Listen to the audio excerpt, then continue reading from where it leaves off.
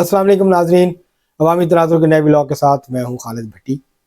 आज हम बात करेंगे पेशावर हाई कोर्ट के उस फैसले की जिसकी वजह से लगता है कि अब तहरीक इंसाफ को उसका बल्ला वापस मिल जाएगा। तहरीक इंसाफ इलेक्शन कमीशन के फैसले के खिलाफ पेशावर हाई कोर्ट आज गई थी। आज ही केस लगा, आज ही समाअत हुई, आज ही फैसला आ गया जिसके तहत इलेक्शन कमीशन का हुक्म जो है उसको मुअत्तल कर दिया गया है। और सर्दियों की छुट्टियों के बाद पेशावर हाई कोर्ट इस फैसले के ऊपर बाकायदा समाअत जो है वो करेगी इस दरख्वास्त के ऊपर तहरीक इंसाफ की। लेकिन उस वक्त तक के लिए ये दरख्वास्त जो है इसको इंटरटेन किया गया है और उसके साथ साथ उनको आर्जी रिलीफ जो है वो दे दिया गया है। इसके तहरीक इंसाफ को क्या फ़ायदा होगा, क्या बल्ले का निशान वाकई उनको मिल जाएगा या उसमें अभी और कानूनी मराहल जो हैं वो बाकी हैं, इस सब इश्यूज़ पर बात करेंगे आज के इस व्लॉग में। इससे पहले कि हम अपने व्लॉग की तरफ बढ़ें, आपसे गुजारिश है कि अगर आपने हमारा चैनल अवामी तनाज़ुर अभी तक सब्सक्राइब नहीं किया उसको सब्सक्राइब कर लें और आपको व्लॉग पसंद आए इसको शेयर करें, लाइक करें, महज़ब अंदाज से अपनी राय का इजहार करें। अब हम बढ़ते हैं आज के मौजू की तरफ। ये आज पेशावर हाई कोर्ट में तहरीक इंसाफ ने रुजू किया था। तहरीक इंसाफ ने इस्तदा की पेशावर हाई कोर्ट से कि वो इलेक्शन कमीशन का जो फैसला है जिसके तहत जो तहरीक इंसाफ के इंट्रा पार्टी इलेक्शंस थे उसको कालअदम करार दिया था और उससे बल्ले का इंतखाबी निशान वापस ले लिया था, तो उस फैसले को मुअत्तल कर दिया जाए और तहरीक इंसाफ को जो है वो बल्ले का निशान वापस कर दिया जाए।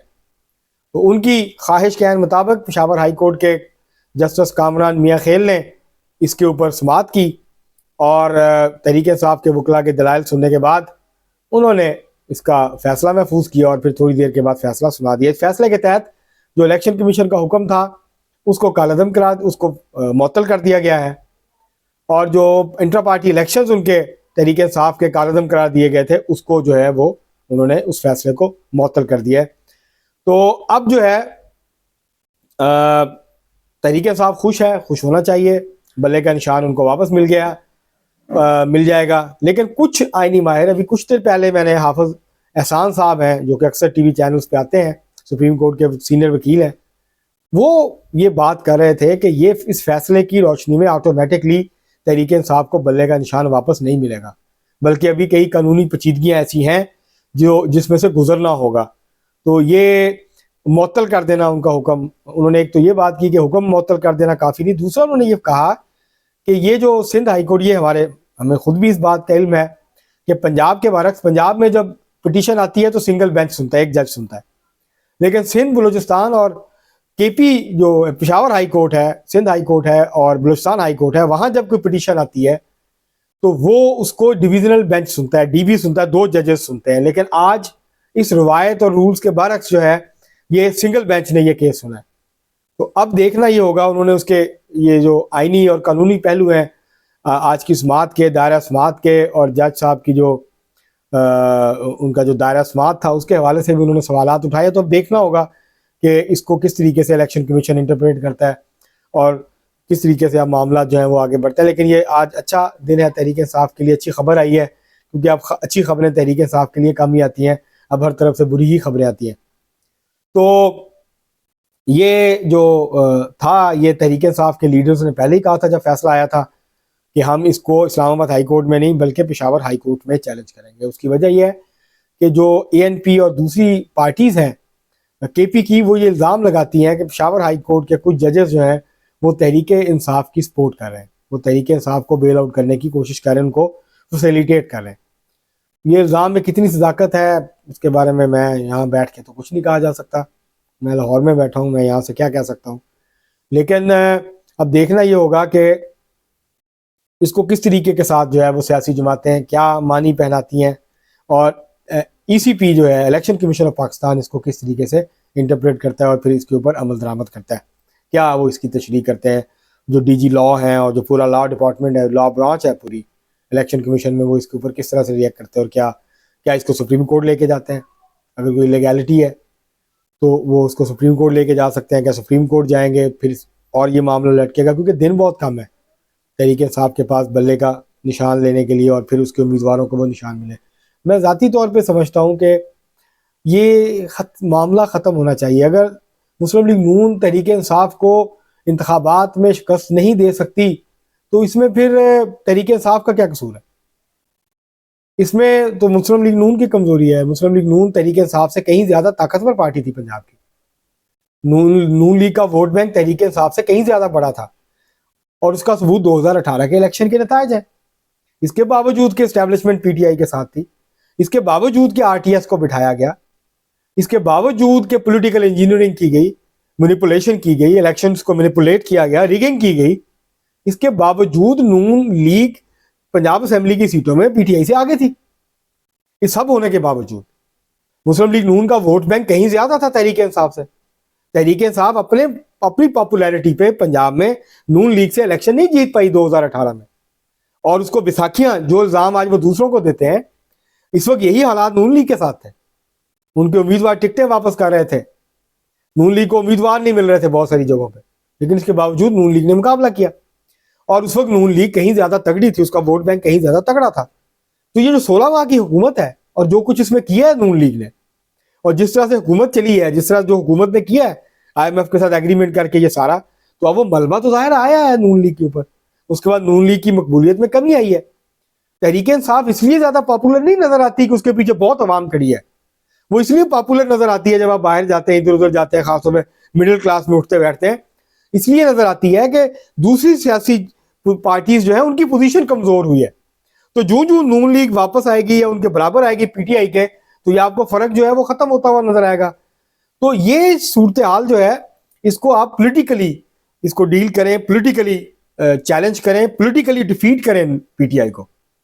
और अब तो आपके साथ वो सख्ती भी नहीं है, अब तो आपके रास्ते में वो रुकावटें भी नहीं है, तो आप आए अपने वोटर्स को मुतहर्रिक करें, अपने सपोर्टर्स को मुतहर्रिक करें, जो भी आप बयानिया अपनाना चाहते हैं उस पर जाएं, लोगों से मुखातिब हो, लोगों को कन्विंस करने की कोशिश करें। अगर लोग होते हैं well and good. General election होता क्या है? इलेक्शन यही है कि आप आवाम के पास जाएं, आवाम को फ्री हैंड दें, आवाम को पूरी आज़ादी से अपने नुमाइंदे मुंतखब करने का हक दें, वो जिस नुमाइंदे को चाहें उसको वोट दें और उसको मुंतखब करें, बजाय इसके कि कोई और उनको बताया कि आपने किसको वोट देना, किसको वोट नहीं देना। तो ये तो आपने जमहूरियत की बुनियादी नफी कर दी। अगर आप लोगों को खुल के इजहार राय नहीं करने देते, वो अपने वोट का इजहार नहीं कर सकते खुल के, तो फिर जाहिर है फिर आप इसको जमहूरियत तो नहीं कहेंगे। इलेक्शन होंगे, एक एक्सरसाइज होगी, उसके बाद जो है वो मामला खत्म। इससे ना जमहूरियत पनपेगी, ना वो तकवीयत पकड़ेगी उसको, ना जमहूरी रवायात जो है वो मजबूत होगी। तो बहरहाल अब ये वक्त आ गया है कि इलेक्शन जो है, अब महीना 1.5 महीना रह गया इलेक्शन में, तो ये जो मामलात हैं अगले कागजात नामजदगी की मंजूरी और बाकी, तो ये जाए और तहरीक इंसाफ को मौका मिले कि वो अपने उम्मीदवार खड़े करें, उनके पास उनका इंतखाबी निशान हो, और वो फिर जो है वो इलेक्शंस में हिस्सा ले और वहां उसको शिकस्त हो, ताकि वो ये ना कह सकें कि हमारे साथ ये हो गया, हमारे साथ वो हो गया, अब ये ना होता तो हम ये कर देते, वो ना होता तो हम पता नहीं क्या कर देते। तो ये इस तरह से सियासी मैदान में मुकाबला करना चाहिए, जिस तरह सिंध में पाकिस्तान पीपल्स पार्टी जो है वो पीटीआई का मुकाबला करेगी सियासी तौर पे। पीटीआई वहां पीपल्स पार्टी को शिकस्त नहीं दे सकती, ये सबको पता है। तो अगर वो ये दावा करें कि हम इंटीरियर सिंध से जीत सकते हैं, नहीं जीत सकते। वो पिछली दफा भी साबित हुआ था, 2013 में भी, 18 में भी नहीं जीत सकते हैं वो, 1-2 सीटों के अलावा अब शायद वो भी नहीं मिलेंगी। तो ये जो सारी कैफियत है, पंजाब में भी नून लीग को बड़ा दिल करके और मुकाबला सियासी मैदान में करना चाहिए तहरीक इंसाफ का। लेकिन अगर तहरीक इंसाफ जो कुछ कर रही है, जो गलतियां करती है, जो कानूनी तकाजे होते हैं जब पूरे नहीं करेगी, तो उसका जाहिर है उसको फिर खुमियाजा भुगतना पड़ेगा। आज के इस फैसले के बावजूद पेशावर हाईकोर्ट को मुझे नहीं लगता कि तहरीक इंसाफ की जो मुश्किलात हैं वो कम होने वाली हैं अगले आने वाले दिनों में। उसकी एक इंडिकेशन आ गई है आज ही। शाह महमूद कुरैशी को छोड़ा गया था, उनकी जमानत ली थी सुप्रीम कोर्ट ने साइफर केस में। आज 3 MPO के तहत डिप्टी कमिश्नर रावलपिंडी ने उनको नजरबंद कर दिया है 15 दिन के लिए। तो इससे आप अंदाजा लगा सकते हैं कि अभी कोई उनको आसानी नहीं मिलेगी, उनको कोई सहूलत नहीं मिलेगी। उनके लिए जो मुश्किलात हैं कानूनी सतह पे भी, इंतजामी सतह पे भी, सियासी सतह पे भी, वो बरकरार रहेंगी। और इसकी जिम्मेदार कोई और नहीं है। जो कुछ तहरीक इंसाफ के साथ हो रहा है, इसकी जिम्मेदार खुद तहरीक इंसाफ है।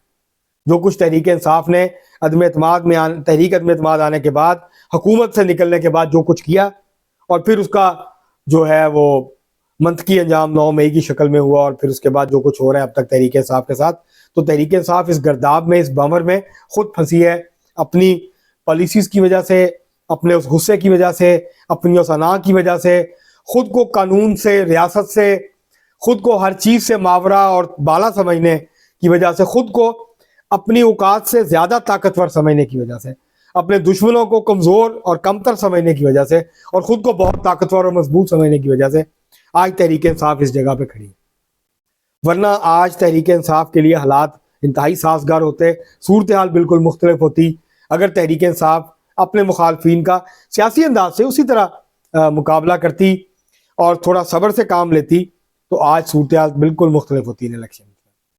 तो तहरीक इंसाफ, जो कुछ तहरीक इंसाफ के साथ हो रहा है, वहाँ जहाँ और अवामल है, वहाँ तहरीक इंसाफ ने जो खुद किया धरा है तहरीक इंसाफ का, वो उसके सामने आके खड़ा है। तो बहरहाल मुबारक हो तहरीक इंसाफ को, अगर उनको बल्ले का निशान मिलता है तो ये बहुत अच्छी बात है, ताकि वो खुल के उनके उम्मीदवार लोगों के पास जा सकें और उनके वोटर्स वाज़े तौर पे ये पहचान करके कि बल्ले का निशान किस उम्मीदवार के पास है, उसको वोट दे सकें। आज के लिए इतना ही, बहुत शुक्रिया।